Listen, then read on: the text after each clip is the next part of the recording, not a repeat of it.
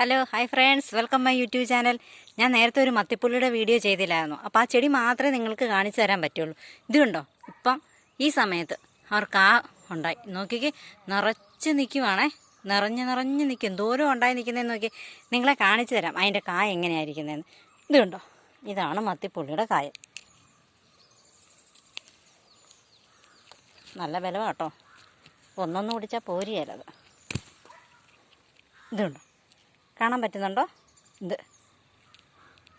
ഇതിൻ്റെ ഈ ചുമലയാണ് നമ്മൾ എടുക്കുന്നത്.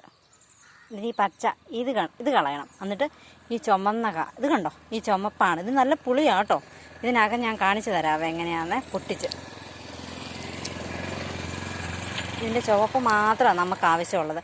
ഈ പച്ച അതിൻ്റെ ഈ പച്ച കളയണം. ഈ പച്ചക്കായില്ലേ അത് കളഞ്ഞിട്ട് ഈ ചുമലയാണ് നമ്മൾ ചമ്മന്തി അരയ്ക്കാനും ഉണക്കമീൻ കറി വയ്ക്കാനൊക്കെ പണ്ട് കാലത്ത് ഉപയോഗിച്ചുകൊണ്ടിരുന്നതായത്. കണ്ടോ, ഇതാണ് മത്തിപ്പുളി. ഇത് കണ്ടോ, എന്തോ ഈ സമയമാകുമ്പോഴാണ് ഇതിന് കായ ഉണ്ടാകുന്നത് കേട്ടോ, ഈ ഡിസംബർ മാസങ്ങളിൽ. ഇത് കണ്ടോ,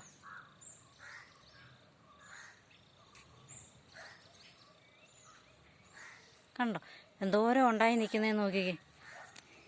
അപ്പോൾ മത്തിപ്പുളി കണ്ടിട്ടില്ലാത്തവർക്ക് ഇത് കണ്ടോ, ഇതാണ് മത്തിപ്പുളി. ഒത്തിരി ഇത് കണ്ടോ, എന്തോരം ഉണ്ടായി വരുന്നതേ ഉള്ളൂ. ഒത്തിരി ഉണ്ടായിട്ടുണ്ട് കേട്ടോ. ഇത് കണ്ടോ, ഇതിൻ്റെ ചുവപ്പാണ് നമ്മൾ കറി വയ്ക്കാനും ചമ്മന്തി അരയ്ക്കാനും ഒക്കെ ഉപയോഗിക്കുന്നത്.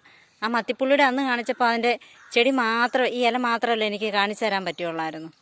ഇത് കണ്ടോ, ഇതാ മത്തിപ്പുള്ളിയുടെ ചെടി മാത്രം. നോക്കി ഇത് കണ്ടോ ഉണ്ടായി നിൽക്കുന്നത്. നമുക്ക് തേങ്ങ വെച്ച് ചമ്മന്തി അരയ്ക്കാനും ഉണക്കമീൻ കറി വയ്ക്കാനും ഒക്കെ ഉപയോഗിക്കാം.